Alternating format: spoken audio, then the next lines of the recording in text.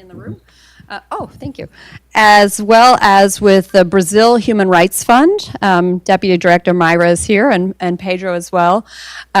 We have been supporting groups in Brazil that are looking at the criminal justice system and state-sponsored violence from a perspective of racial disparities and racial discrimination for the past about 3 years now.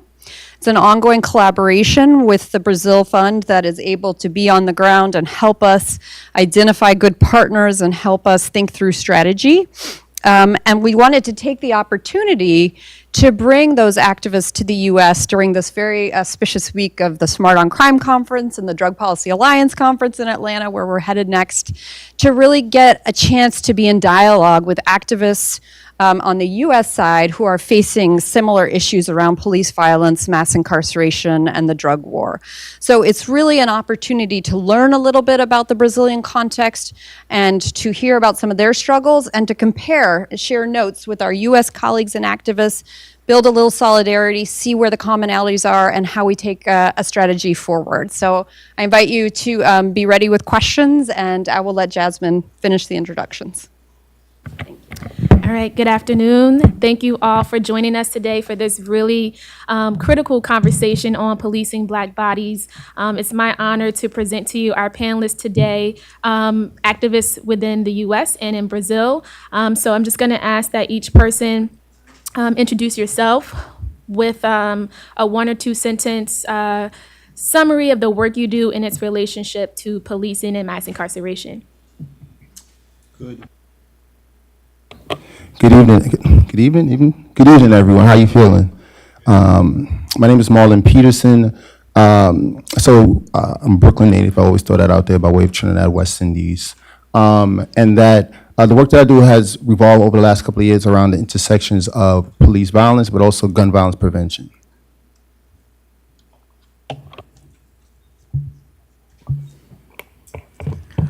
Boa tarde a todas e todos. Eu sou Wagner Moreira, sou do Ideias Assessoria Popular e trabalho com advocacy envolvendo questões territoriais de desenvolvimento e questões raciais. Questões o quê? Raciais. Good afternoon, ladies and gentlemen. My name is Wagner Campos e eu trabalho and I work with the movement IDEA, Assessoria Popular, and I work with advocacy. I work with territorial issues, and the last one was? And racial discrimination issues. Good afternoon. Boa tarde, eu sou Francisca Sena, brasileira, moro no Ceará e participo de uma organização de mulheres negras chamado Instituto Negra do Ceará. My name is Francisca Sena. I am Brazilian from the state of Ceará, and I work with a group of Brazilian Black females. And the organization is called Institute of Black Brazilian Women of the state of Ceará.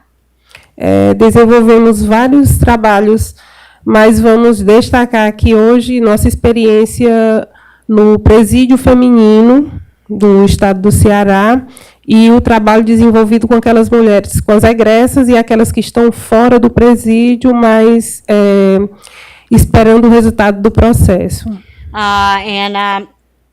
I work on various different aspects, but here I'm going to speak about my work in the Ceará, state of Ceará incarceration system. And how we develop and the work that we do with women who are incarcerated and women who are also recidivists and women who are outside incarceration and waiting for a resolution to their cases. Good evening. I'm Jennifer Shaw. I'm a program officer here at Open Society Foundation, and I work in the U.S. programs on the justice team. My portfolio focuses on police reform and death penalty, so most relevant tonight is the police reform work that I'm working on. I'm really excited to hear what my colleagues from Brazil have to say today, too. Excellent. Thank you.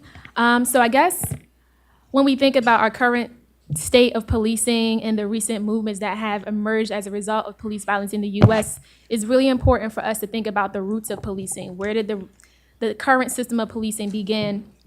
And it really starts with the early dehumanization, commodification, and criminalization of Black people, specifically looking at things that happened after slavery, like Black codes, in which Black people would be arrested for crimes like loitering, and then convict leasing systems, which also emerged after slavery, in which people were not legally enslaved, but private individuals could lease people who had been in prison as a result of some of these Black codes, and their labor would be to benefit a private individual. So that's kind of the first piece, but I think what I want to highlight before I pass it off to Marlon is looking at the subhuman and the primitive labels that Black people were given, which this justify the bondage and commodification of Black people, and the life of Black people didn't matter, but the value, the economic value of their lives. And the second piece I want to underscore as we're talking about kind of the early criminalization of Black bodies was the labeling of Black people as dangerous or as threats, which our system of policing emerged to police Black bodies and to protect white lives. So Marlon, if you could elaborate a little bit more on the relationship today between America's history of slavery and how it has shaped policing. Thank you. Thank you for that segue. And thanks. I meant to say this in the beginning, but I always say thank you for allowing me to be in your space anytime in front of a panel of folks, a group of folks. So we can look at the present now and go backwards. I think that there's no time like the present, and but I mean like really like digital present, and in terms of the commodification of bodies, but also of the devaluing of bodies. So we're familiar with many of us are familiar with taking a lot of attention in the news with the president and the NFL. And the current protests against police violence. That's what this whole thing is about, police violence. But I want to sort of like, one of the tweets that, one of the things that the president said is that, I wish one of these NFL owners would tell one of these SOBs, son of a bitches that who are kneeling, that, get off the field. And my sort of analysis of it is that it's very much of a dog whistle sort of thing, because the majority of people in the NFL are people of color.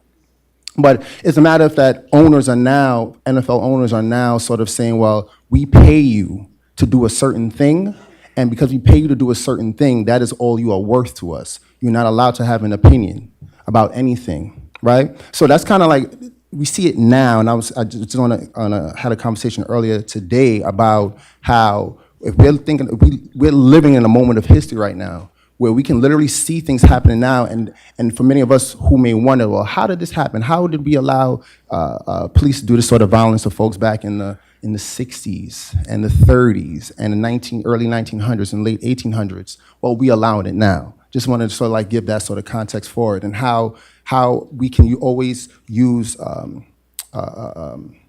capital, money, as a reason why these things should be allowed.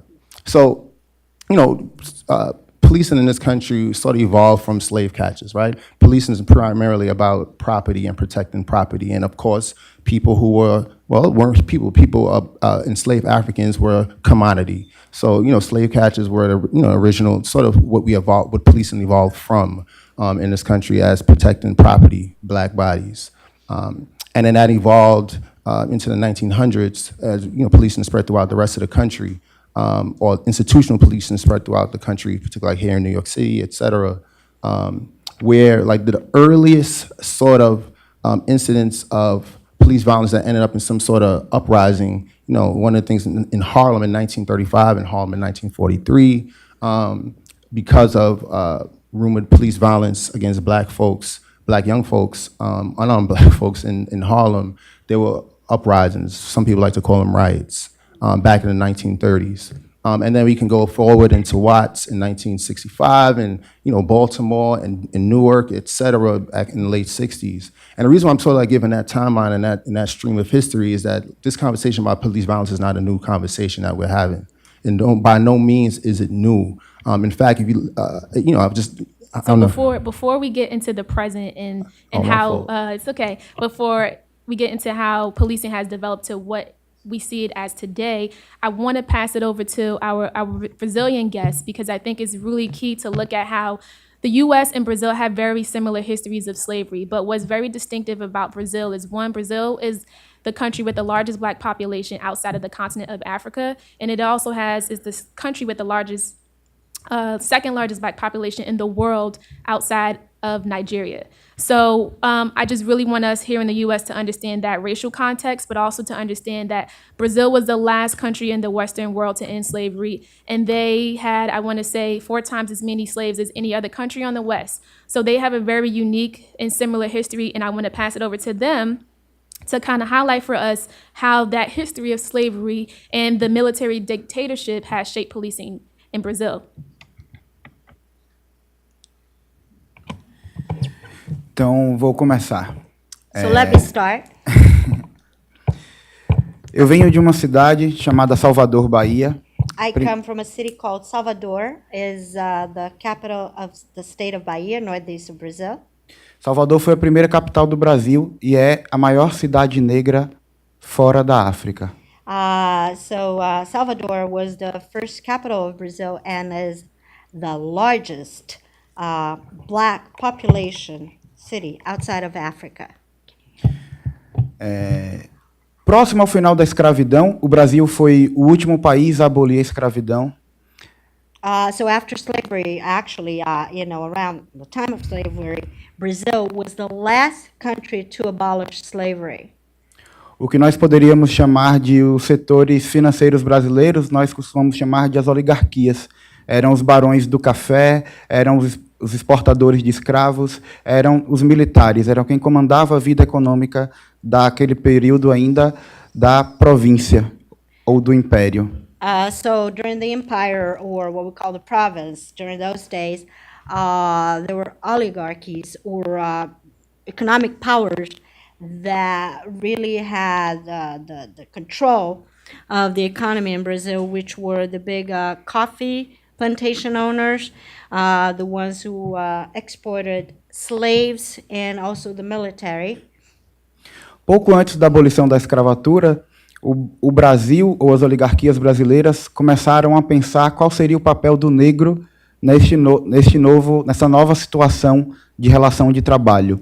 Right before the abolishment of slavery, these oligarchies started to think what would be the best position of functioning for slaves or for the slaves within the job market after they were abolished. Então, naquele período, onde a mão de obra não seria mais escrava, eles tomaram uma decisão. Iriam importar da Europa toda a mão de obra branca para começar um processo eugenista no Brasil. The decision after slavery would be to bring white Europeans as labor to Brazil, so that would be a white population coming to Brazil so that the population would be it would be a miscegenation of the population in Brazil, so that it would dilute, so to speak, the Black population. Isso aconteceu em 1888. E naquele período, toda a força militar era uma força militar privada, vinculado aos senhores donos de escravo. 2 anos depois... So that was in 1888, and security, which was law enforcement at that time, was a private law enforcement, and it was hired only to protect the owners of slaves. 2 anos depois, o Brasil instituiu a República e transformou em estatal toda a força de repressão. um pouco para responder à dinâmica daqueles soldados privados que haviam ficado ociosos e um pouco para responder a uma série de legislações que se iriam criar na República. So there was a new republic, and that was 2 years later. Those security guards, they became owned. They were owned then by the state or hired by the state, so that they wouldn't just be idle. They would have a job, and that's when law enforcement was institutionalized. E, para concluir esse raciocínio, nesse período, instituíram leis como a criminalização da vadiagem, ou seja, a criminalização daqueles que não tinham trabalho. No entanto, eles tinham acabado de importar toda a mão de obra branca da Europa.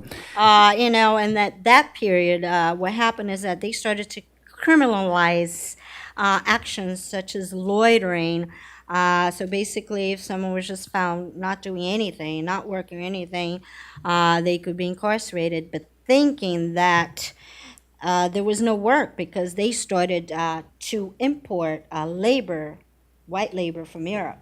Anyway, E a criminalização de tudo aquilo que dizia respeito à cultura africana. A criminalização do samba, a criminalização do candomblé, a criminalização de uma série de outros aspectos que diziam respeito à cultura africana. De alguma forma...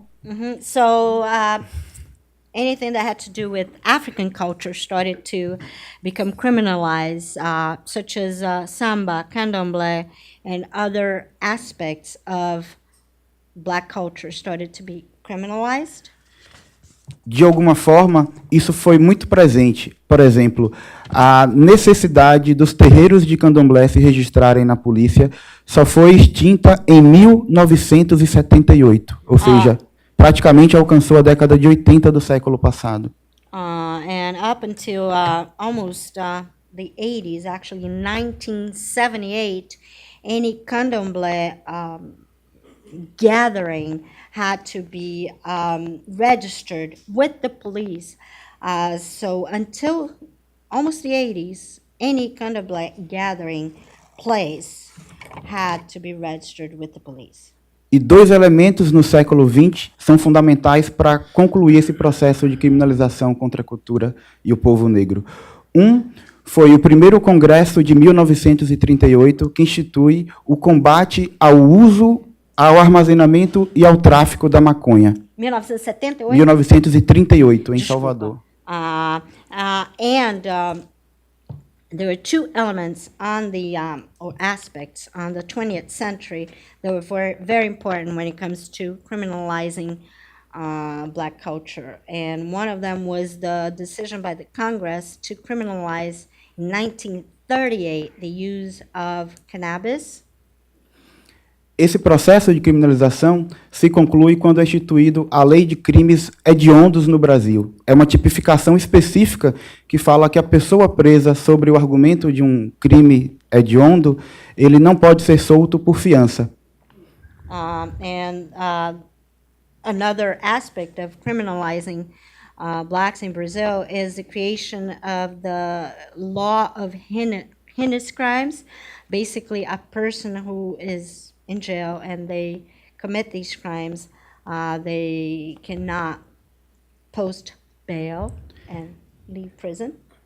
Para concluir, isto acontece porque a criminalização do uso de drogas no Brasil, ela não visa o produto. Ninguém faz guerra contra um pé de maconha, um pé de ópio. Não se atira contra um pé de maconha, se atira contra pessoas. So criminalizing drugs in Brazil, such as marijuana, opium, is not really war against the product because you don't shoot the product, you shoot persons, people.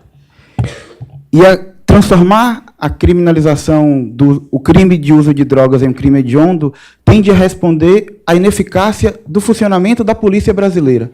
A polícia... So when you make drug-related crime into heinous crime, what you're doing is you're showing the inefficacy of the law enforcement in Brazil. Mas eu acho que eu vou deixar isso para um próximo ponto, senão eu vou me estender demais. But, I don't want to speak too much because we don't have that much time, so that will be for another opportunity. All right, so on that note, can you elaborate more on the two types of policing that exist in Brazil today? And specifically tell us what the role is and how it functions on a daily basis. And please do highlight for our audience how policing is different in Black communities in Brazil versus the white communities.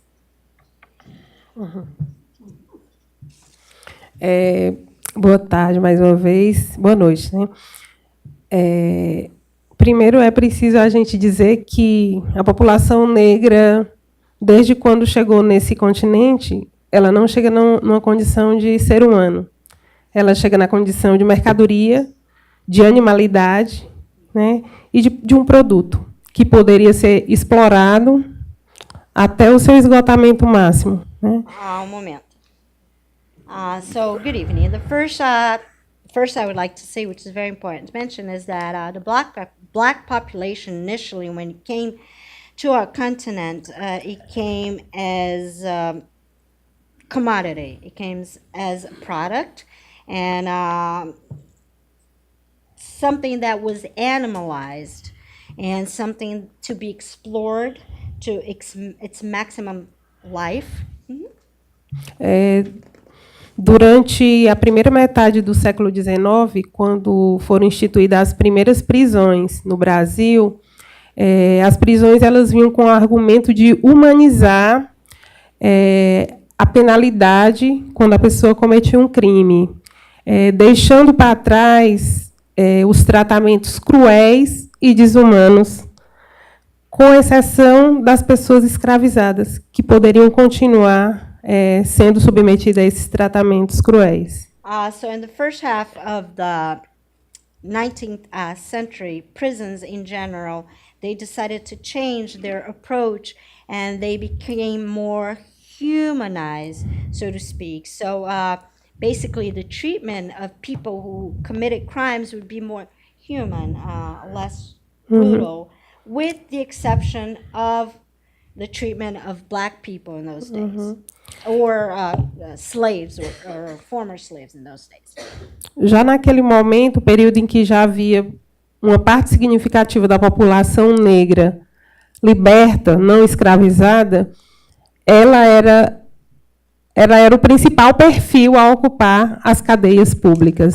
Since at that time, most majority of the Black population in Brazil were already free, or they were not slaves anymore. They were the ones who mostly populated prisons in those days. Então, você tinha, ao mesmo tempo, a população negra escravizada e a população liberta, que tinha o seu comportamento regulado e, na medida em que cometia alguns atos, como, por exemplo, era proibido que uma pessoa negra estudasse.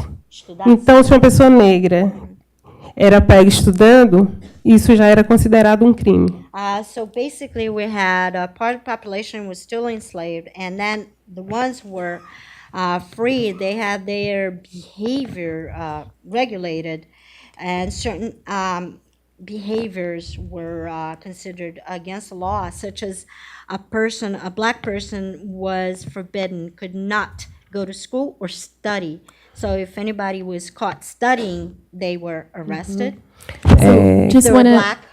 before we continue on the historical connection, I just want to underscore the question of the types of policing that exist in Brazil today.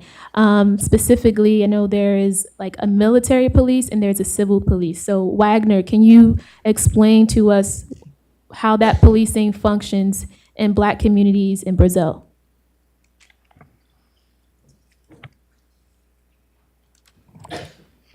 Então, é um pouco retomando aquele raciocínio que falava sobre o funcionamento dos crimes hediondos e do funcionamento das duas polícias. So going back to what I was talking about how heinous crimes were treated in that time, and the dual or two policies to do with them. No Brasil existem No Brasil existem dois modelos de polícia, uma Actually, polícia two police militar forces. Thank e you. uma polícia civil. So in Brazil, we have two polices. One we call the military police, the other one we call the civil police. No entanto, o funcionamento da polícia civil, em termos de funcionamento ou de eficiência das investigações, é muito baixo. Vide o número de que somente 6% dos homicídios no Brasil são resolvidos por investigação. So the civil police is mostly responsible for investigations, and so we can see that their performance is really low. Only 6% of homicides in Brazil are investigated by them. Isso significa que antes de transformar o tráfico de drogas em crime hediondo, a polícia militar, que é responsável pela repressão e pelo policiamento nas ruas, prendia o indivíduo, mas a polícia civil não dava conta de investigar e transformar aquele inquérito num processo onde aquela pessoa pudesse ficar detida. So basically, since the military police is in charge of repression, they're on the streets and they are arresting, let's say, people who are committing drug crimes or infractions. The civil police did not have the funds or the opportunity or the means to investigate them so that they could go through the due process and be charged or... No entanto, transformar o crime de tráfico de drogas em um crime hediondo nos fez chegar a alguns números que eu considero absurdos. No Brasil, 52% da população carcerária nunca foi julgada. Foi presa e está detida sem qualquer investigação. Making drug-related crimes into heinous crimes is a problem because 52% of the population who is incarcerated in Brazil is incarcerated and has not gone to trial. Em alguns estados, esse dado chega a 82%, ou seja, 8 em cada 10 pessoas presas, não estou falando em uma cidade, estou falando em estados inteiros do Brasil, nunca foi julgada. And in some states, and I'm talking about states, I'm not talking about just cities, in some states, 82% or 8 out of 10 persons are incarcerated without having gone through any trials whatsoever. Eu queria complementar, porque assim, o estado do Ceará é um dos estados que mais de 80%, né, da população encarcerada não foi julgada. I would like to add to it because in my state, which is the state of Ceará in northeastern Brazil, more than 80% of the incarcerated population has not gone through trial. E ao falar isso, a gente poderia também olhar para o perfil das pessoas que são encarceradas no Brasil. A maioria é negra. So if we consider most of the incarcerated population in Brazil, what are they? Most of them are black. Chegando a 60%. Up to 60%. Nós temos a maioria jovem. Most of them are young. Que é mais de 60%. More than 60%. A maioria tem baixa escolaridade, 53% tem o ensino fundamental incompleto. Low education, 63% have not complete the fundamental or basic schooling. E a gente fazendo recorte de gênero, as mulheres, né, 80% delas são mães. And also when we think of gender, 80% of women who are incarcerated have children. São jovens, são mães, e elas foram presas, acusadas de tráfico de drogas. And they are incarcerated because they were charged with drug dealing. E esse número chega a cerca de 70%, e é bem contraditório, porque a maioria dos traficantes são homens. And it's 60%, which is a contradiction in itself, because most of drug trafficking defendants are men. Então, enquanto você tem 25% de homens que são presos por conta do tráfico, você tem quase 70% de mulheres que são presas por conta do tráfico. So, it's interesting because we have 25% women who are arrested due to trafficking, and almost 70%. 25% men, thank you, and who are arrested, and almost 70% women. Thank you very much. E a maioria dela foi presa com menos de 100 gramas de drogas. And most of the women are arrested with less than 100 grams of drugs. E esse fato das mulheres estarem eu diria, na periferia do comando do tráfico, determina o maior aprisionamento delas. Nos últimos... And the fact that the women are into, as I say, in the outskirts of trafficking command, determines their incarceration. Nos últimos anos, nos últimos 15 anos, o aumento do aprisionamento dos homens foi em torno de 220% e das mulheres 700%. In the last 15 years, the increase of incarceration for men has been 220%, and the increase of incarceration of women has gone up to 700%. So I just want to make the connection here. So I appreciate you, Sana, highlighting the relationship between policing and mass incarceration. As we know, this is a continuum that often starts with police and the discretion that police officers have to decide who goes to jail and who gets charged. But then our criminal justice system, it's just another pipeline, not just from, who gets to get bail, but who gets sentenced, how long they get sentenced, and then how individuals are able to get back on their feet upon completing their time. So I want to pass it over to Marlon to kind of highlight for the U.S., what is that connection between our policing system and mass incarceration? Thank you. So policing is directly connected to mass incarceration. Obviously, police have the ability to take away people's freedom, take away liberty, and put people in prison. The correlation between the quote unquote war on drugs from the 70s and moving over into the 90s and tipping off in the 2000s was, as my colleague mentioned, they weren't. Let me take it back a little bit. There's currently a public health approach to addressing drugs in this country now, right? Particularly the opioid epidemic in this country. There's a public health approach to it, as it should be, right? But however, back in the late 60s, early 70s, when opioids was a problem in this country and eventually moved on to crack cocaine in the late 80s, in the mid 80s into the 90s, it was not looked at as a public health approach. It was looked as a criminal justice problem. So what came along with that was an expansion in the prison boom. People in mass were taken out of communities by police and put inside jails and prisons, and that was the skyrocketing of the prison boom and the creation of the term mass incarceration. Ironically, also the time when the war on drugs. When Nixon was the first person sort of bring it up to mention it, Reagan was the one to really implement it. But when President Nixon first brought that into the public conversation, it was literally also at the height of civil unrest in black communities, when there was a huge amount of black nationalism as well as activism in communities, a la, civil rights leaders, et cetera. So I'm sort of trying to putting that bridge together between the quelling of black voices in terms of seeking liberation and a criminal justice approach to a public health problem that resulted in what we have now as mass incarceration, which just coincides with what folks are saying in Brazil. It's kind of the policy makers have been sharing notes for a very long time.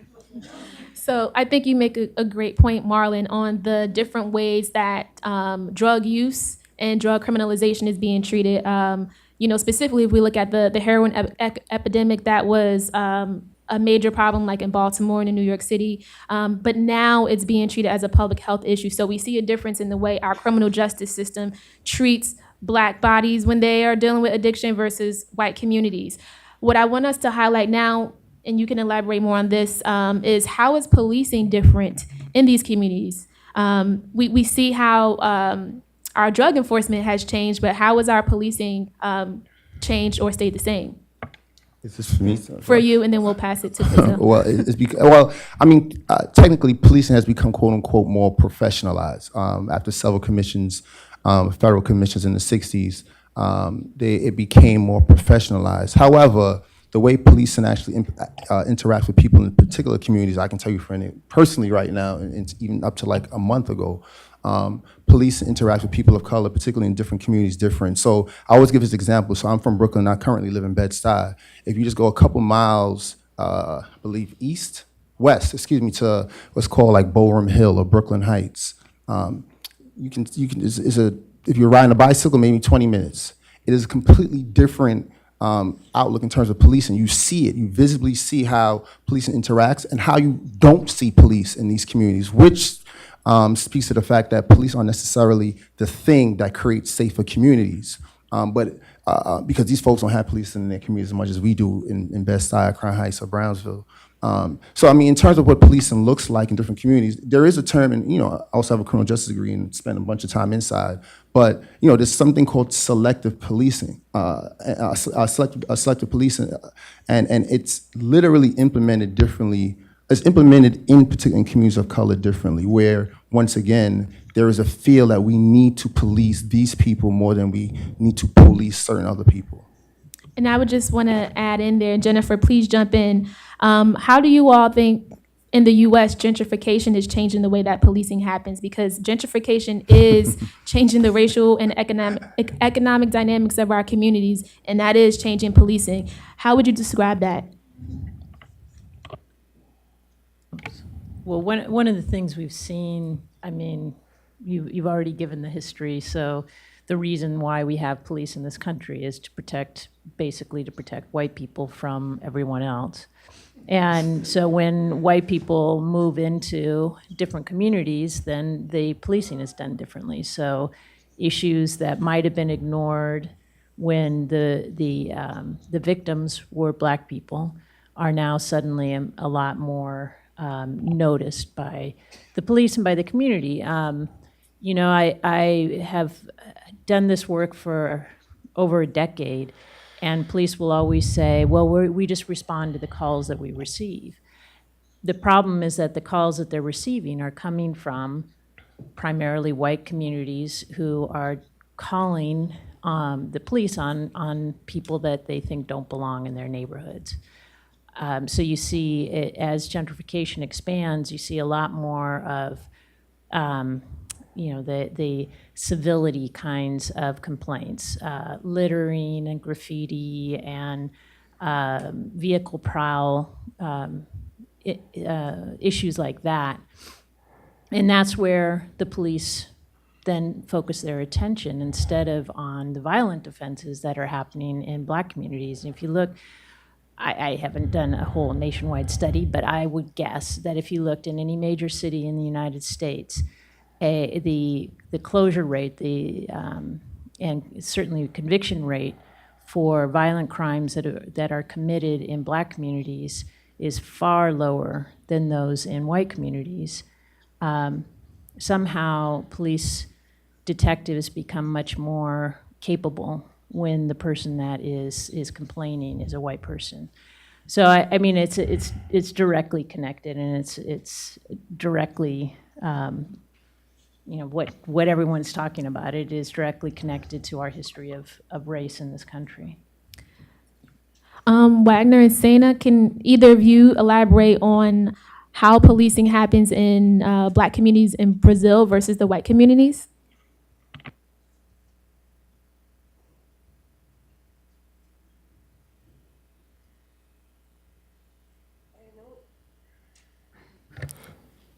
Parece não, né? Não existe nenhuma regra para a polícia fazer uma abordagem policial numa comunidade da periferia das grandes cidades. So in big cities, poor communities, there are no real rules for how the police should act in those communities. E a cada vez mais aumentam os números das vítimas da ação policial, né, no combate às drogas, na guerra contra o crime. Muitas vítimas têm caído e essa bala é certeira. É a juventude negra. There are more and more victims of these police fights against war and against crime, and it's a certain death for the black population in these situations, which is increasing.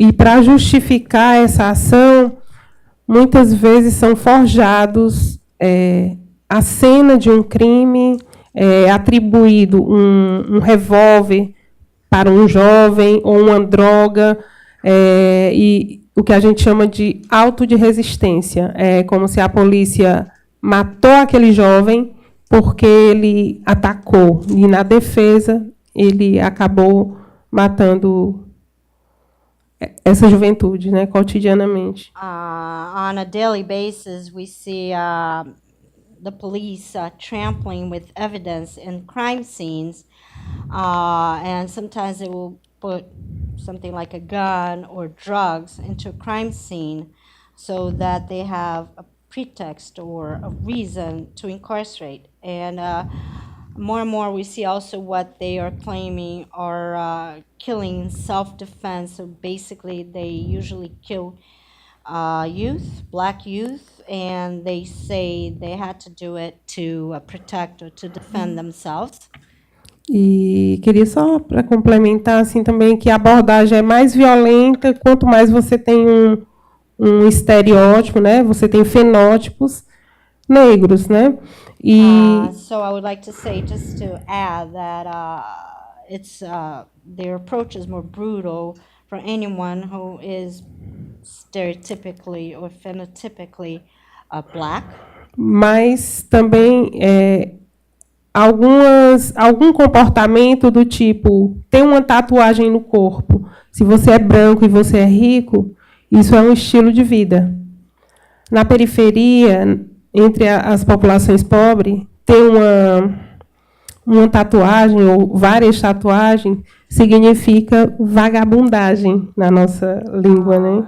So, and I would like to point out that there's also differentiation when it comes to police and the way they treat people is if you're white and upper middle class or rich and you have tattoos around your body, a bunch of them, it's called just a lifestyle. But if you have the same tattoos around your body and you're poor and live in a poor community, that is, you're considered that you're loitering or you're not doing anything with your life.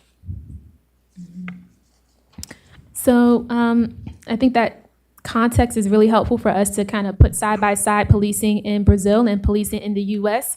I guess the next thing that will be helpful to think about is, when these killings and these terrible cases of police brutality happen, there's an outrage to it. And in 2014, that was a particularly big year for the U.S. It came after the acquittal of George Zimmerman and a series of non-indictments, and then all these traumatizing videos of police violence, but particularly the murders of Michael Brown, Tamir Rice, and Eric Garner really just struck a serious nerve in the American public, and we saw a lot of outrage, and that was kind of the birth of the Black Lives Matter movement. I would be curious to know, for Brazil, was there a particular moment that sparked your movement?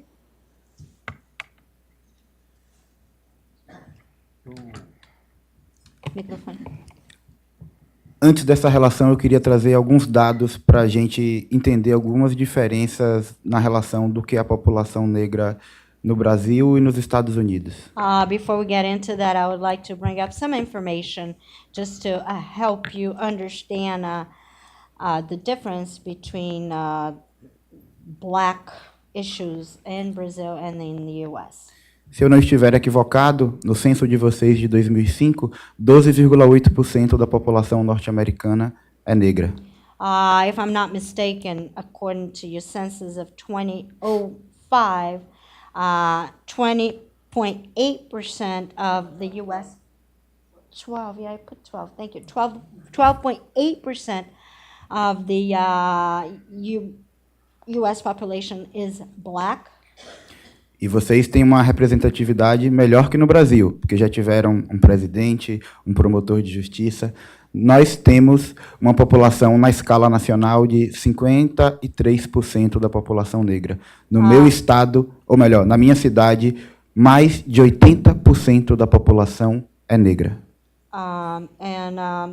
Even though you have only 12.8% black population here, you have better representation. You had a black president, and also you had important black prosecutors. Right. And in my country, we have Brazil. We have 53% black population.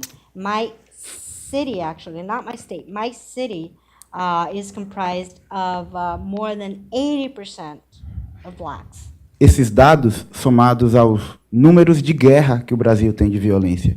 O anuário de 2015 diz que no Brasil houve mais de 6 mil assassinatos. Esses números nós costumamos dizer que são números de guerra. Perdão, 60 mil assassinatos. 60 mil. Esses números nós dizemos que são números de guerra porque o Brasil é o país onde se mais mata e onde se mais morre policiais, mas esses números são, por exemplo, superiores ao número de mortes por armas de fogo na Síria, que está em guerra declarada. We have according to 2015 data, there were 60,000 homicides in Brazil. We call these war numbers. They're war numbers because Brazil is a place where there are more homicides and where also police officers die most. Actually, our numbers when it comes to deaths and homicides are higher than the deaths caused in the Syrian war. E embora tivéssemos um caso emblemático recentemente, a prisão do Rafael Braga, é preciso citar que no Brasil, chacinas, mortes coletivas de pessoas é algo comum.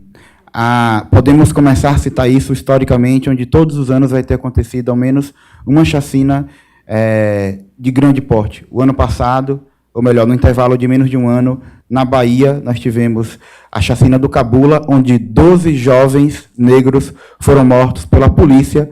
Todos os policiais envolvidos foram absorvidos sumariamente. One emblematic case is the recent case of Rafael Braga, but I would like to say also. Your microphone, it's not on. Recent case was the case of Rafael Braga, and I would like to remind you also that we have historically we've had massacres perpetrated by the police, large massacres. As a matter of fact, less than a year ago, we had one in the state of Bahia we called the Capula Massacre, in which 12 young black men were killed by the police. And I would like to say that none of the police officers involved in that killing were charged or convicted. So- Thank you. Did you want to? Yeah, I just, it's, I want to sort of like, not necessarily push back, I don't think that's the right term, but I think the comment about, we have better representation and because we had President Obama, while I admire President Obama, there's no question about that, but I think Black and brown folks have been harmed so much in this country that when we see something that looks a little good, we think it is actually good. And so kind of like going back to the Malcolm X quote where like you got a knife in my back, you pull out halfway, am I going to be happy that you pulled out halfway? I need you to take the knife all the way out my back. And I think that while President Obama has done, it's probably the best president this empire has ever had. He's still a part of this empire. And during that time, we still had Ayanna Stanley Gurley. We had Trayvon. We had Mike Brown. We had, I can like name the list. We had all these things here, and we still had police officers not held accountable for that. I think the cloak to believe that because we had a black man in representation in the highest executive office in this country allows us to sort of like believe that things have been better. And now, because he's just been out of office a couple of months. And look where we're at right now. If things were tremendously better, it wouldn't take just a couple of months to undo that, right? I just want to put that there. And I think that the other part, just to bookend this, is that the levels of police massacres in this country towards people of color is not spoken up enough. I mean, we had police bomb an area in Philadelphia, the MOVE movement in the late 70s. We had Tulsa, Oklahoma. We had the Easter Day massacre in New Orleans in the late 1800s. Like the context of police violence and police massacres happen in this country, and it's happened in mass. And I don't think we give enough. That's not spoken about enough. So it looks like it's okay. Similar to like when we see what happened over the past 8 years, and I applaud what he has done in those past 8 years. It looks like things went away, where it's still very much there. Thank you for highlighting that. I want to pass it over to Jennifer because I think when we talk about the president and what kind of expectations we have, especially of a Black president, to do something about the violence that we see particularly happening to Black people. Jennifer, can you highlight what the challenges are to holding police accountable? Whether that be hiring, firing, or actually prosecuting an officer for abusive conduct. I mean, the biggest challenge to holding police accountable in this country is that the majority don't want to hold the police accountable.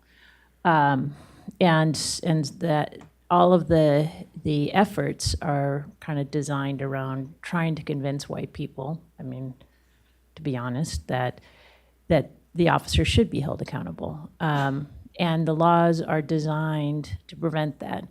There are use of force laws that allow police to claim self-defense for shooting people, even when you and I would have been prosecuted for murder. There are protections around all kinds of, that's my training says that this is what I'm supposed to do, and so then everybody says, okay, fine, that was how this officer was trained, so no one gets held accountable. Even when police officers are criminally prosecuted, juries almost never convict. Sometimes they do, but it's very rare. And it's rare because we have been indoctrinated in this country since most of us were little kids that when something goes wrong, you go to the police, and the police are the good guys, and the police are supposed to protect you. And if this officer was just doing his job, it's too bad that somebody died, but we can't really fault him for that. He's doing a dangerous job. I hate to be so just stark, but that's the reality of it. I think that the efforts, particularly during the Obama administration, were to look at ways not to use the criminal system to hold police accountable, because clearly that wasn't working. And so instead, the Department of Justice started really using its power to do investigations of police departments across the country, and the most investigations of any Department of Justice since the law was enacted that gave them that power to do that. It was not a perfect tool. It was very labor intensive and very expensive, but it did start to highlight the really significant structural problems with police departments and policing. In Baltimore, for example, and there was a direct line in the findings letter in the Baltimore investigation to redlining and to intentional segregation. There's a Chicago finding that, of course, who knows what's going to happen in Chicago, but that investigation was really designed. I was talking to one of the attorneys who was working on that investigation, and they took it to the activists, and the activists said, well, duh. I mean, we knew this is not news, but that's not the audience. These investigations are designed to show the majority population that what people of color have been saying for centuries is true. And that was really a lot of the value of these Department of Justice investigations. Of course, now we don't have that tool anymore. And folks are having to regroup and figure out how to continue on with the advocacy and activism without having the federal government even somewhat on their side. So, And Wagner, can you tell us in Brazil what are the challenges to holding police accountable?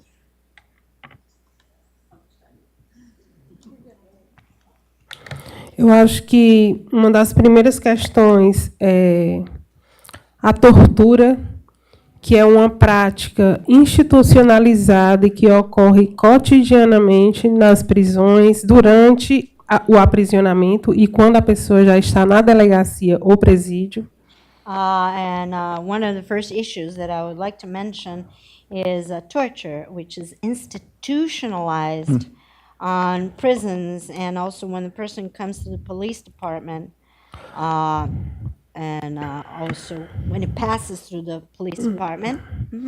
Nessa tortura, eu preciso destacar que quando a pessoa é uma mulher, faz parte dessa tortura a violência sexual. And I would like to say that this torture, I would like to stress that this torture involves sexual violence against women when the person incarcerated is a woman.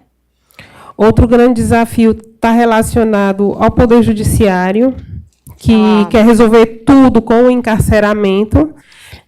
E é preciso dizer que a população negra ela tem uma condenação duplamente, às vezes triplamente maior do que as pessoas não negras. And I would like to also criticize the judiciary that sees incarceration as a solution to a lot of problems, and also that the number of black women that are incarcerated is threefold compared to the non-black population.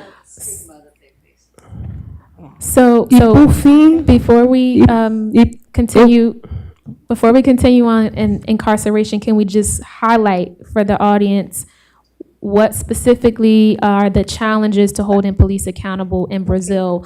Why are police in Brazil able to get away with abusive conduct? eu queria só dar um outro destaque, e aí eu passo para Wagner, que é as condições da prisão no Brasil.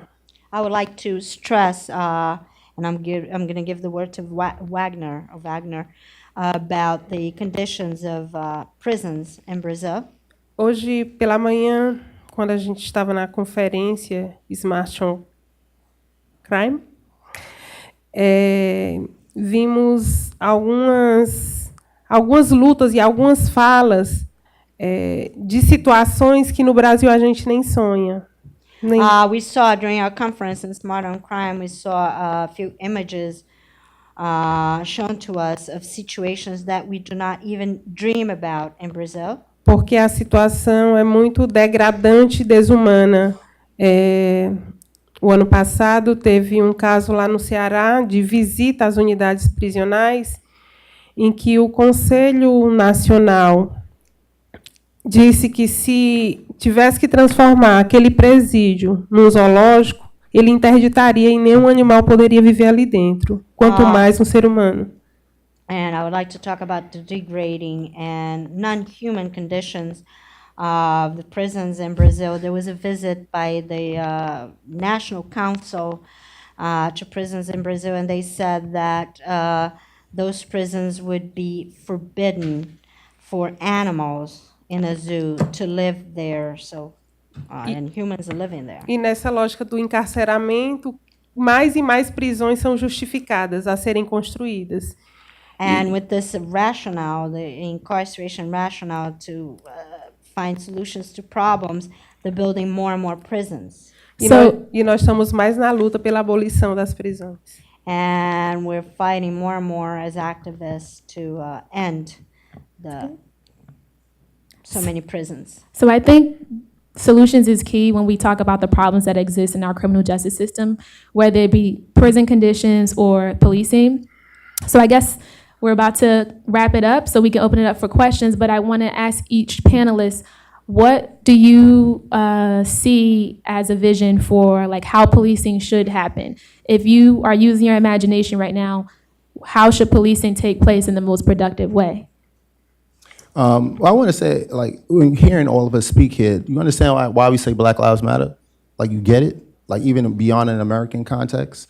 So I think in terms of policing, I think I'm a little bit more to the fringe of the conversation that I don't see training and reformation of the police as an institution of policing as the actual answer. That has been tried, and history will tell you that. There have been several commissions, even up to the president's, former President Obama's 21st Century Commission on Policing, where there's been several commissions over the years about how we can make policing better. And I'm saying that policing can be better. There's no question about that. But I think we have to identify what the problem is, and it's the fact that we rely on police for everything, but particularly in specific spaces, in particular communities, right? You can't, the things that police do to people in communities of color, they're not trained to do. They're not trained to give that chokehold that they gave to Eric Garner. They were told not to do that. They did that.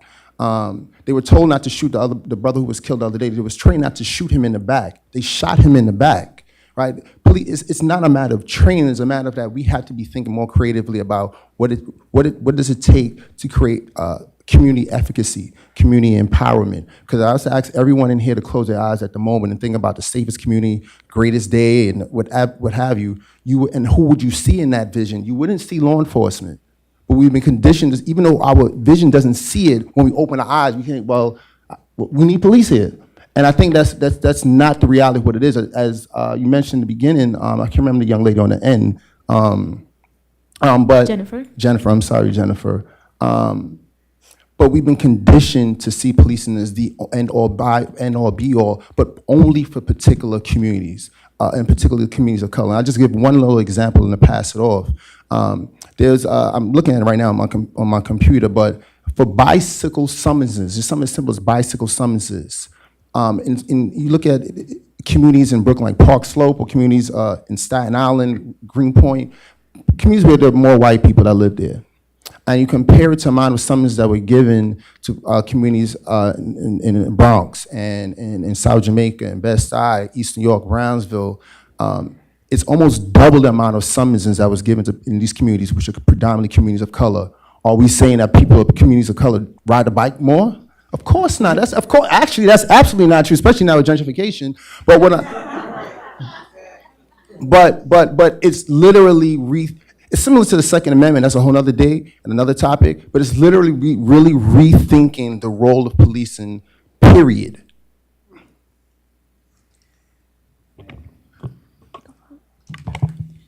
No Brasil, a gente tem duas situações. Uma que vai ser difícil mudar enquanto a gente não mudar o racismo estrutural.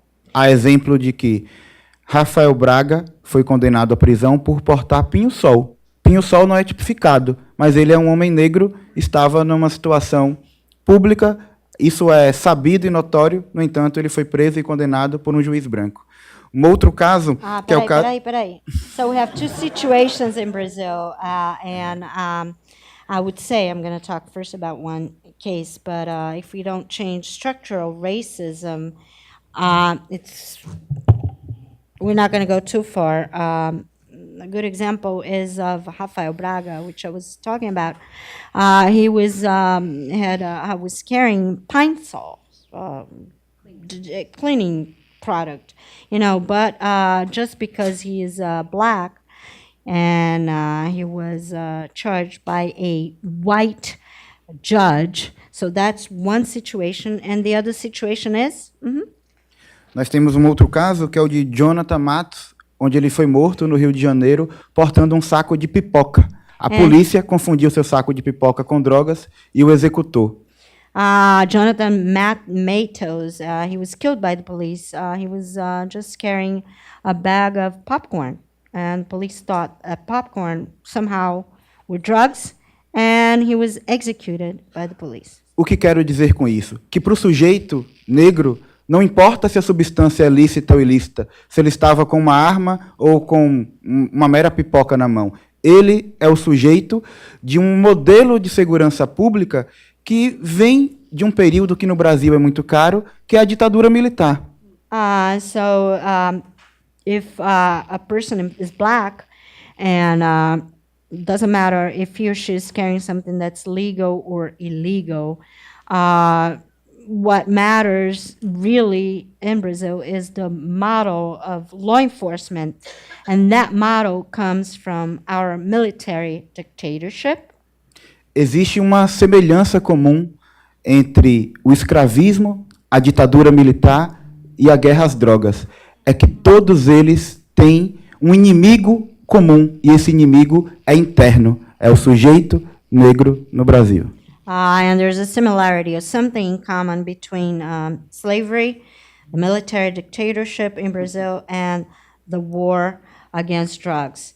And the approach is we have an internal enemy, and that enemy is the black person in Brazil. All right, we're going to pass it over to Sena.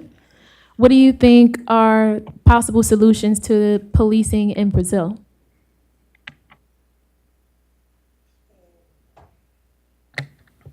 Acho que inicialmente a organização popular, a organização dos diversos movimentos, So first of all, I think that people should get organized, and we should have different resistance movements, a denúncia das violações de direitos, and also the denunciations of reports of human rights violations is important. e para mim uma coisa que é fundamental, essa luta tem que contar com a participação direta dos principais sujeitos afetados. And also what's key to me is that this fight has to include the direct participation or involvement of the human beings who are affected by that. E a própria pressão popular, né? A pressão popular na polícia, no Estado, nas políticas públicas, na política de segurança, na política de drogas. And also civil society, or pressure by civil society when it comes to law enforcement, to policies, and to policies against drugs, etc. All right, I'm going to end with Jennifer. What do you think, if you use your imagination, would be a way to think about better policing in the U.S.? So many things, and I agree with what my colleagues have said. I particularly agree with Marlon that we ask the police to do too much. They are not trained, and they are not equipped, and they're not capable of doing so much of what we ask them to do. They're not mental health professionals. They are not family caregivers. I mean, maybe they are in their homes, but why do we expect that they will be able to take care of our children better than we take care of our own children? So we need to take away those tasks from them and fund the social services that can actually do those tasks, do them safely, and do them appropriately for the communities that they're working with.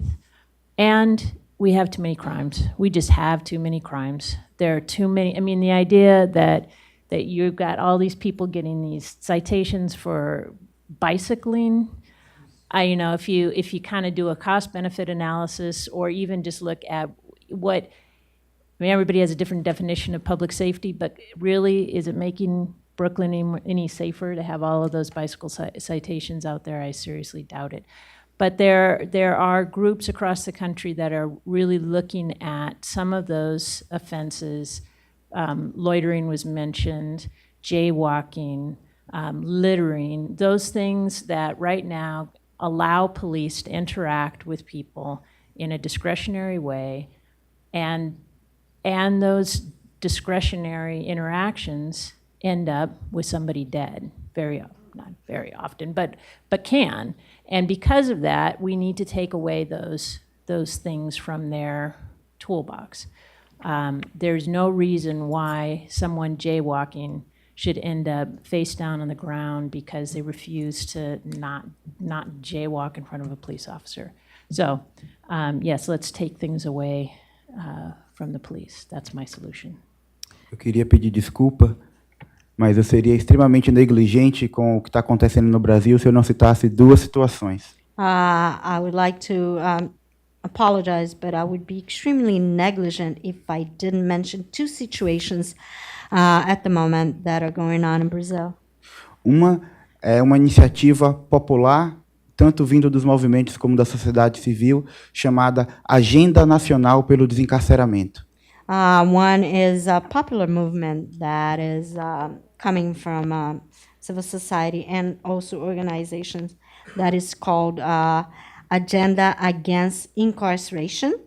Que elencou 10 pontos que estão sendo construídos conjuntamente, tanto pela sociedade civil, do ponto de vista das ONGs, quanto pelos movimentos, que apontam questões estruturais rumo ao desencarceramento. 10 pontos, você falou? So there are 10 different points that organizations as well as the civil society are addressing in order to reduce or to end, in some cases, incarceration. E no que diz respeito à polícia, tem duas iniciativas que devem ser respaldadas. Uma é a dos comitês populares pela desmilitarização da polícia militar, And as per law enforcement, there are also two measures that are very important that are taking place right now. One of them is the demilitarizing of police. e a segunda é um debate que vem acontecendo desde dentro da polícia, que tem tido diversos nucleamentos a depender do Estado brasileiro, em alguns estados conhecidos como policiais antifascismo, And second is a discussion that has been going on in Brazil on certain states and certain states que são policiais antifascistas.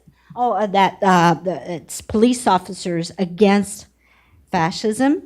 e comitês formados por próprios policiais que compõem um pedido de desmilitarização da polícia. And there are commissions within law enforcement that are fighting in favor of demilitarizing law enforcement. All right. Well, thank you so much. Can we get a round of applause for our panel?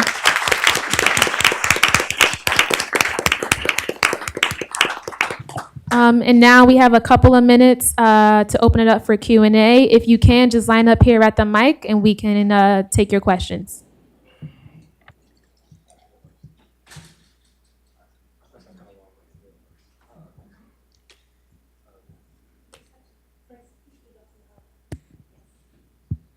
Okay. So my question is about sort of the idea of I think Peterson, you might have been touching on this a little bit, but like the abolition of police rather than like trying to, do reform or create change sort of using the system. What are sort of the pros and cons you see of sort of, instead of pursuing the systemic change that we've been trying to do for so long without seeing a lot of meaningful change or impact? What are the pros and cons of the idea of abolition of police as a whole? And do you see that as a viable option?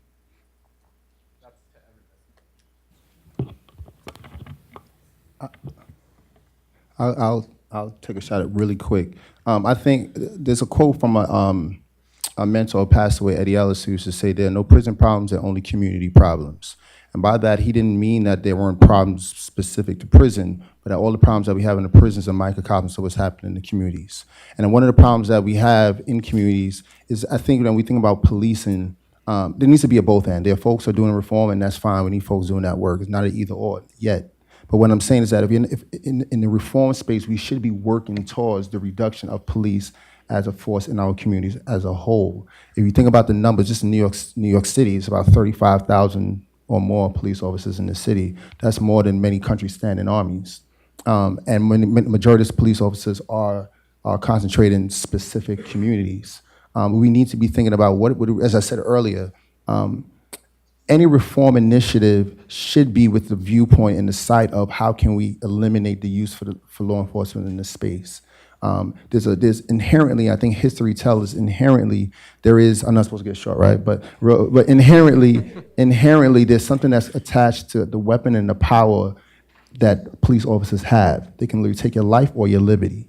And I think in the human psyche, the more encounters that there are with police, we'll continue to have these what we call mistakes that we've been having over and over again. So I do think that abolition is super important. I don't think that happens tomorrow. That's mayhem. That's chaos. But I think we need to be thinking about like what can we do, as I said before, to build up communities so they're not so reliant upon law enforcement. Is this on? I apologize in advance. My question is going to be kind of long-winded, but I want to.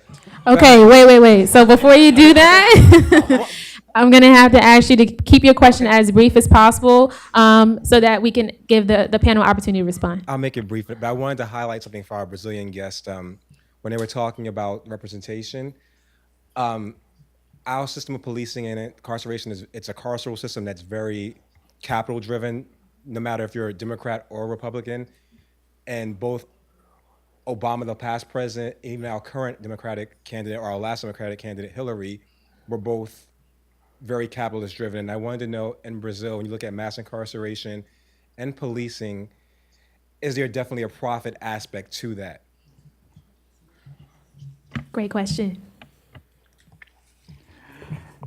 Sem dúvida, tem precedente dentro da legislação brasileira que é, teoricamente, no Brasil, qualquer pessoa para trabalhar com um vínculo mínimo de formalidade, ele tem um salário específico. Dentro do sistema prisional, é a única possibilidade que o capital tem de explorar a mão de obra pagando menos do que se é estabelecido como mínimo para a dignidade humana. As a matter of fact, absolutely. In Brazil, the incarceration system is very good for profit because there's exploitation of labor in Brazil. So in the prisons. So basically, what they earn is less than anybody could survive. Sem contar que temos. Thank you. Sem contar que temos situações de privatização dos presídios, em que existem contratos feitos com empresas que vão administrar o presídio e com o poder público, que se aquele presídio não receber um número X de presidiários ao longo de X anos, o poder público vai pagar para aquela administração, mesmo se não tiver os presos. Ou seja, o contrato é feito para que cada vez mais se continue encarcerando, para que aquela empresa tenha lucro. Ou seja, There's also a system of privatizing prisons. So basically, the public or the government keeps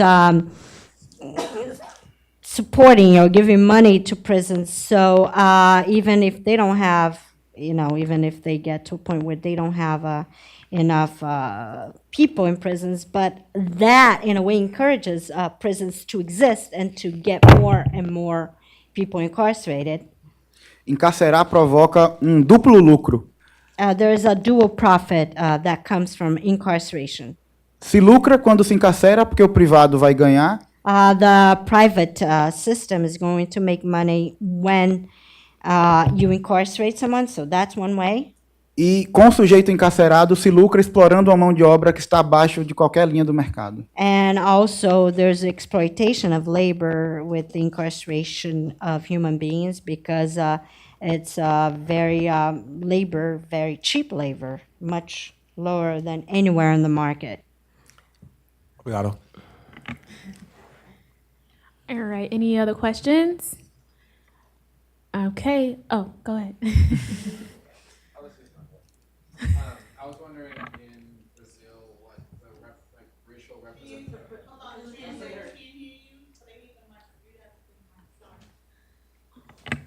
Where is the other? I was wondering in Brazil what the racial representation looks like in law enforcement, because I know that's a huge issue here. Like the police forces will be extremely white despite being in a very black community. So I was wondering what that looks like in Brazil.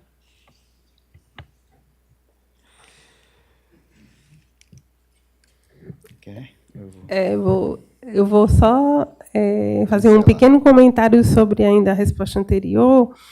I have a comment about the previous answer first.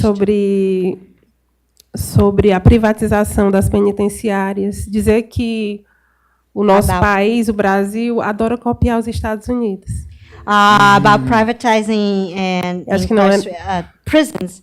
I would like to say that Brazil loves to emulate the United States.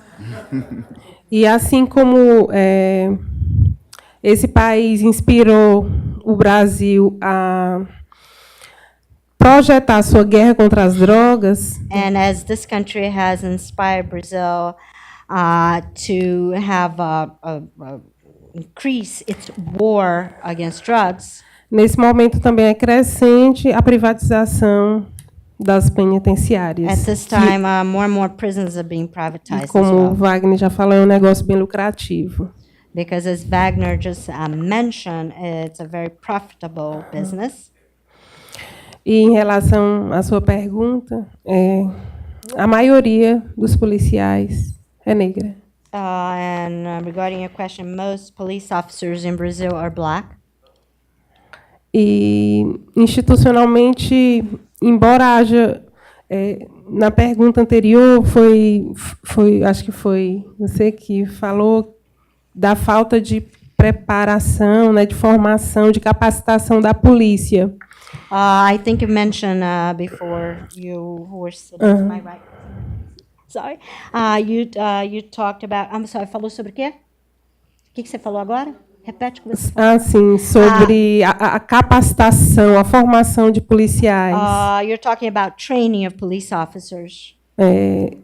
No Brasil, eu diria que existe muita capacitação e que essa capacitação tem um viés racista. I would say that police officers are well trained in Brazil, quote unquote, but they are racially trained. Então, nas descrições, né, do material didático que policiais são formados, eles são orientados a identificar que quanto mais escura a cor da pele, é lá onde ele vai identificar criminosos ou possíveis criminosos. On training textbooks, it's on those books, they train police officers that the darker the skin color, the more they should work on identifying criminals. Então, ao abordar um grupo de pessoas negras ou estar num território predominantemente negro, a polícia já não pergunta, não faz pergunta, não quer saber o que está acontecendo, já chega atirando, né? E, em nome disso, várias pessoas inocentes têm sido atingidas e, inclusive, morrido.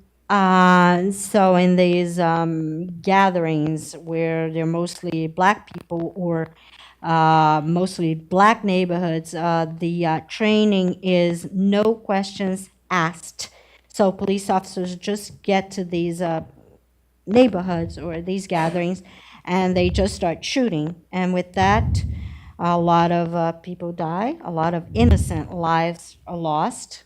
Resumindo, não é falta de capacitação. In some, there's nothing, absolutely nothing to do with low training at all. Thank you. One more question? Yes.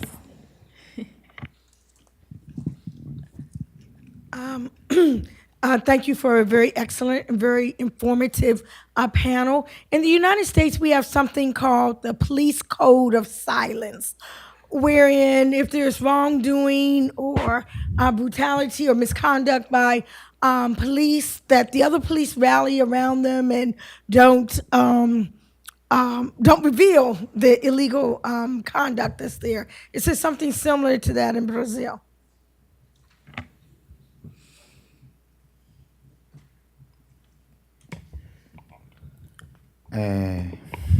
O Brasil tem algumas situações bem específicas. There are very specific situations in Brazil.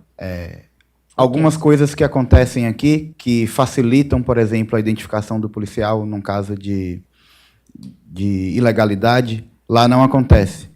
So things that happen here that make it easier for a police officer who commits an illegal act to be identified, that is not the same in Brazil. Com frequência, no Brasil, nós vemos vídeos a partir de câmeras que são portadas pelos próprios policiais.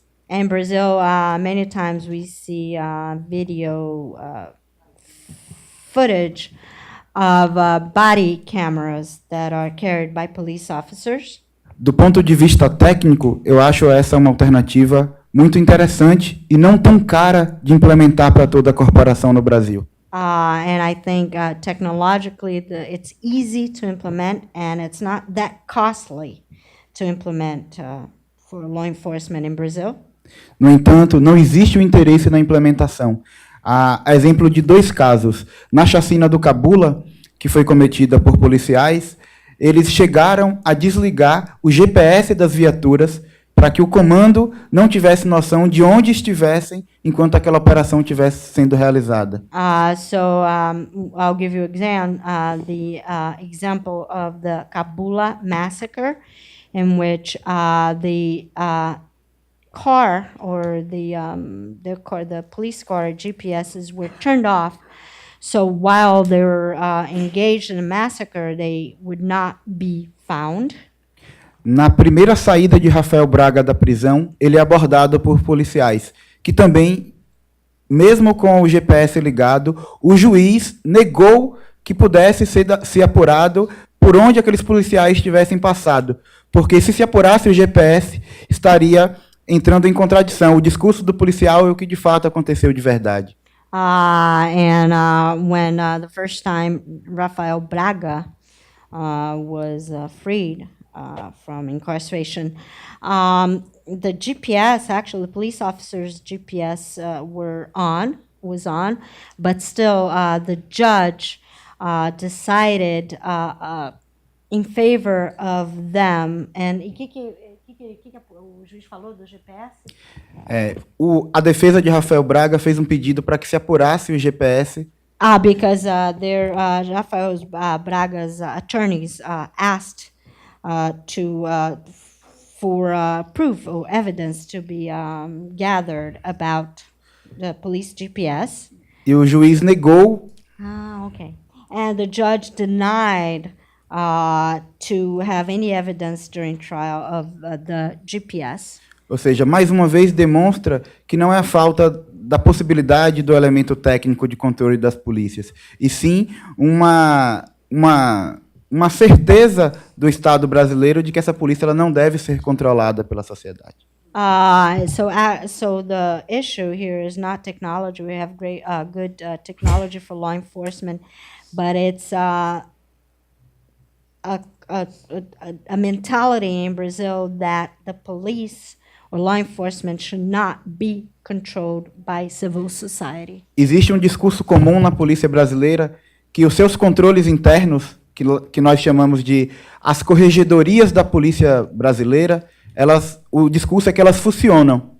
No entanto, nenhum policial anda identificado. Então, você não consegue localizar para a corregedoria que policial está cometendo tal ato. Se você pega qualquer vídeo de repressão de ato público no Brasil, os policiais não têm qualquer identificação. Embora na farda exista um espaço específico para que isso seja colocado, e na legislação traga a obrigatoriedade da identificação. So, yes, there are ombudsmen within within law enforcement, and there are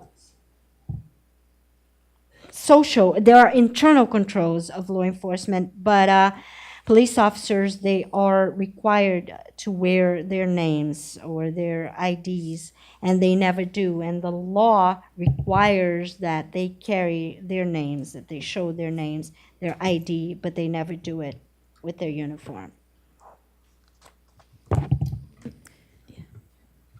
Thank you so much for the presentation. You've made a great connection historically between Brazil and the US, but my question is a little bit more forward-looking. Both in Brazil and in the US, there is a rising tide politically towards the right.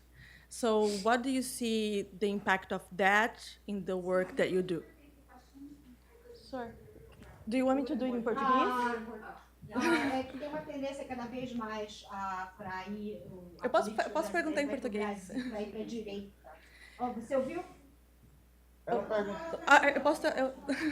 thought you didn't hear. Okay, so the question in English was that tanto no Brasil quanto nos Estados Unidos, está crescendo muito um viés político para a direita, né? Então, vocês fizeram uma conexão excelente no aspecto histórico. Como é que fica agora olhando para frente? Como é que isso vai impactar o seu trabalho? How much does it impact in the U.S. and in Brazil as well? Thank you.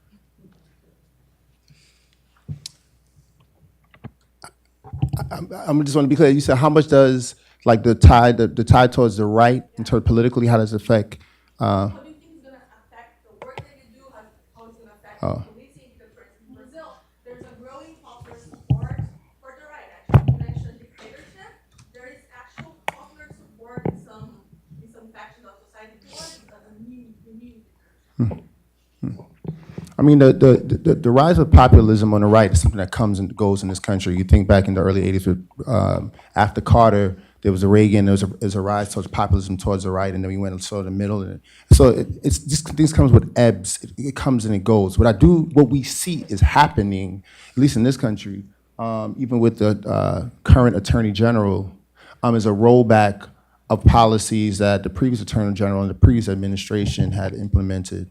But not only a rollback, it's a neglect, even a more overt neglect of issues of police violence and racial injustices. So what we're seeing now is literally that you can't even critique it, literally. Like you can't critique it as we see now, and I open up with the NFL. Like you can't critique it without seeming as unpatriotic, un-American, etc. That has happened before, but I'm just saying like you can't even critique it right now. I think at this point in time, what needs to be done is that folks need to be doubling down on a critique, on the resistance towards these policies.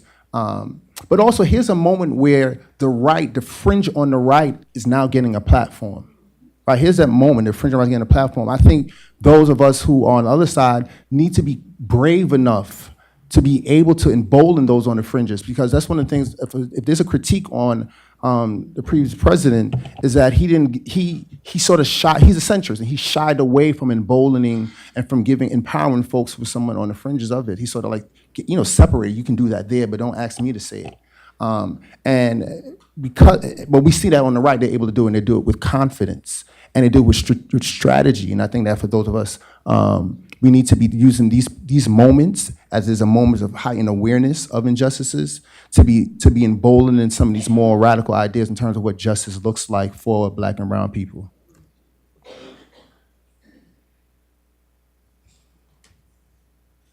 Pedi desculpa porque eu não ouvi a apresentação toda, tive um ruído, mas se eu for repetitivo, vocês me avisam.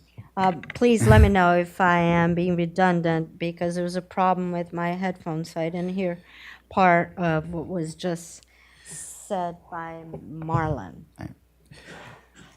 Acho que tem duas questões que a gente precisa tocar. É que durante os governos ditos progressistas ou governos democráticos populares no Brasil e na América Latina, o uso da força esteve sempre presente e crescente. O que a gente tem assistido de militarização no Rio de Janeiro, ele é pensado e executado ainda durante os governos democráticos populares.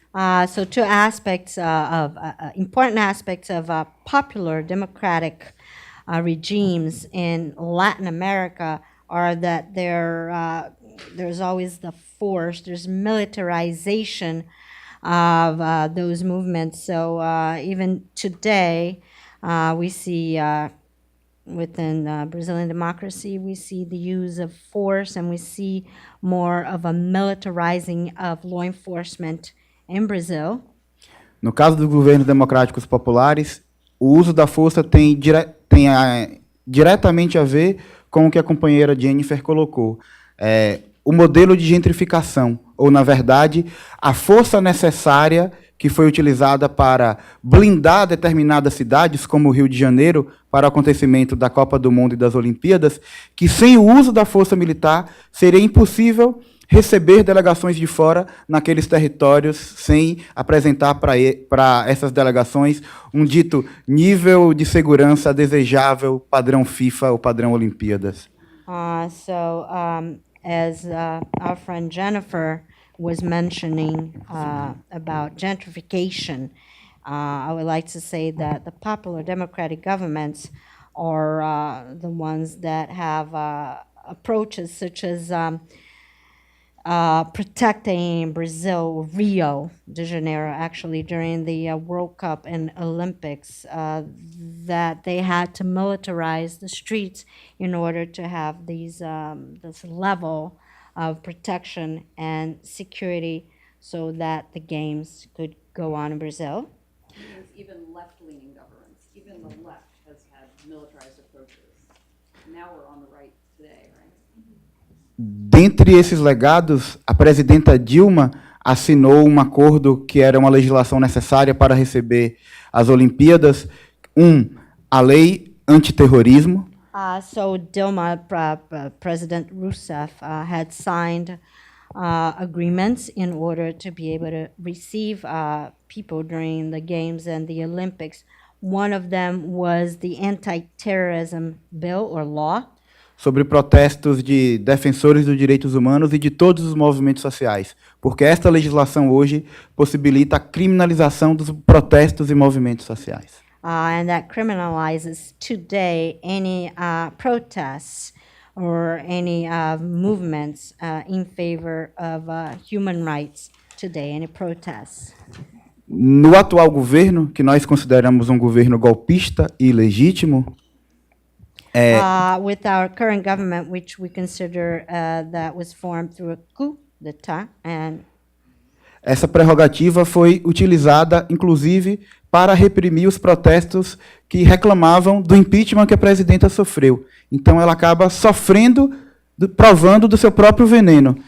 So this bill that was passed into a law was actually used also to stop movements against her impeachment. So in other words, the former president ended up tasting its own venom, so to speak. E para finalizar, no Brasil hoje, nós estamos vivendo um momento muito sério. Ainda em junho deste ano, em protestos contra o governo ilegítimo, o governo, mais uma vez, chamou à tona um decreto chamado Decreto de Garantia da Lei e da Ordem, que colocou o Exército na rua contra a população que protestava, no mesmo dia que o decreto foi promulgado. Ou seja... And last but not least, I would like to say that in June, there was a decree that was passed, and it's illegitimate. And it's called the Law and Order Guarantee Decree that puts the army on the streets and against the population, e põe o exército nas ruas contra a população. E o que mais? Já concluo, porque faz pouca diferença. Isso, no Brasil, nós estamos tendo o exército sendo colocado contra a própria população com uma frequência inimaginável, o que tem despertado em setores militares um debate de volta de intervenção militar no Brasil para garantir a dita lei e ordem. Nós estamos, nesse momento, com diversos setores da população reivindicando a volta da intervenção militar no Brasil. So we have the army against the population on the streets in Brazil, and in the name of this law and order, reestablishing this quote-unquote law and order. And we have actually sectors of the civil society, of the population, in favor of bringing back the militaries to the streets. O que é muito contraditório ao ponto de vista de que talvez o segundo em hierarquia das Forças Armadas foi a público, em entrevista, dizer que se o judiciário não tivesse capacidade de conter o grau de corrupção e de insegurança que o Brasil estava vivendo, que o Exército faria, pelas forças militares.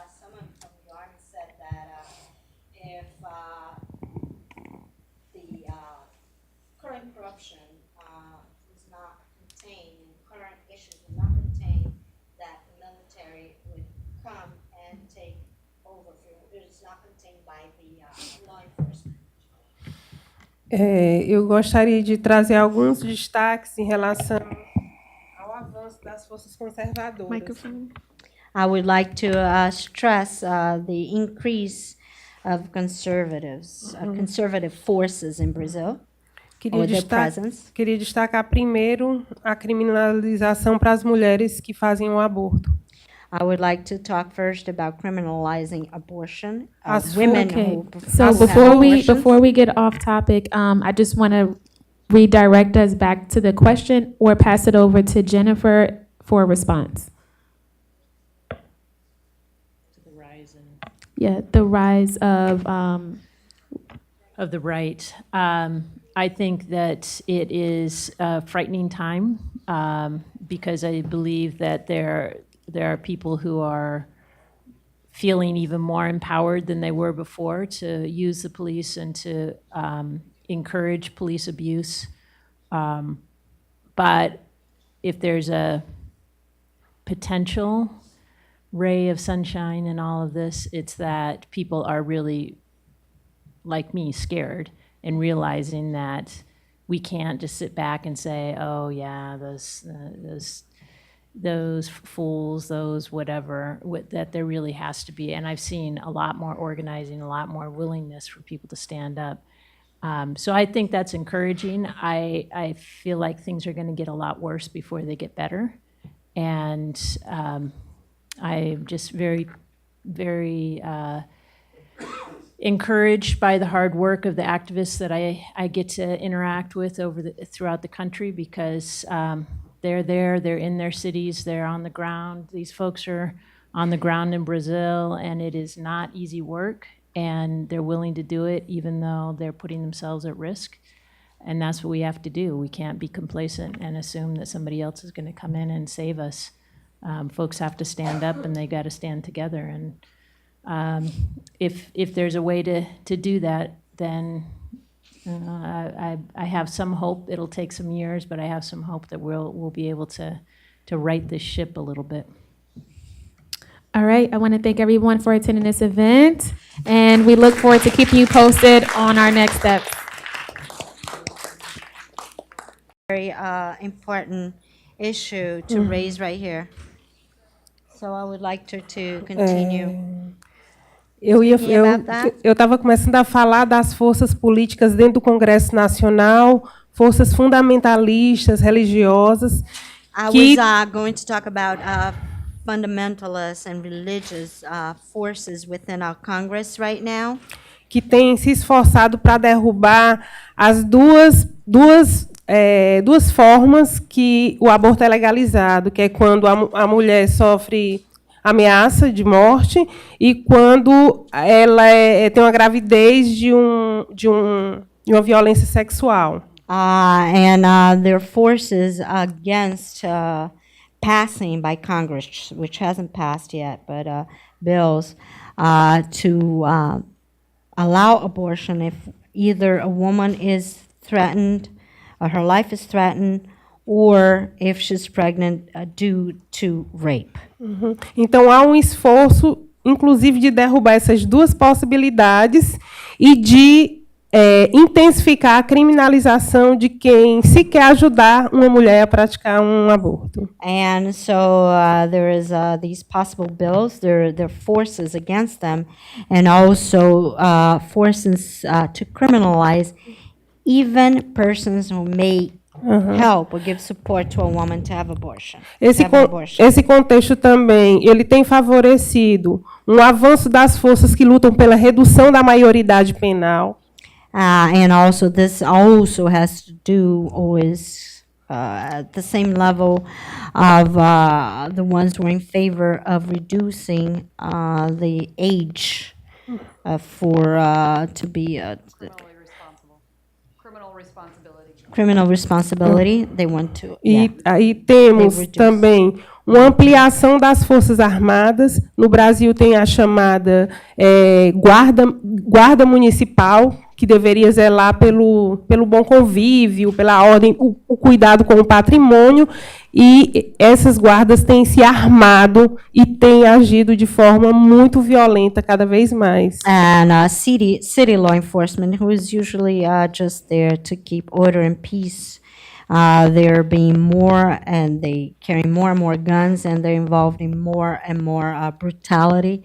And they shouldn't, because they're just there to keep peace and order in towns. E, por fim, eu queria falar da criminalização dos movimentos sociais e da perseguição às pessoas que lutam pelos direitos humanos. And also, I would like to talk about criminalizing social movements and criminalizing people who fight for human rights. Temos sido constrangidos e ameaçados, principalmente quando fazemos enfrentamento e denúncias dos agentes de segurança pública. And we have been threatened, especially when we report anything against law enforcement.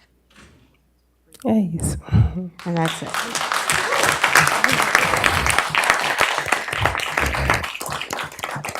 I just want to say thank you to our panelists, and thank you. We have other Brazilians who are here with us on the trip, and I'm sure they'd be interested in talk to you further. I also want to say Jasmine had to run to catch a train, so I'm sorry she ran off the panel. But Sohaila, can you stand up right here? She has been behind the scenes organizing this, so thank you so much for Sohaila to organizing, and of course our lovely translators and interpreters. Thank you. Please enjoy the reception.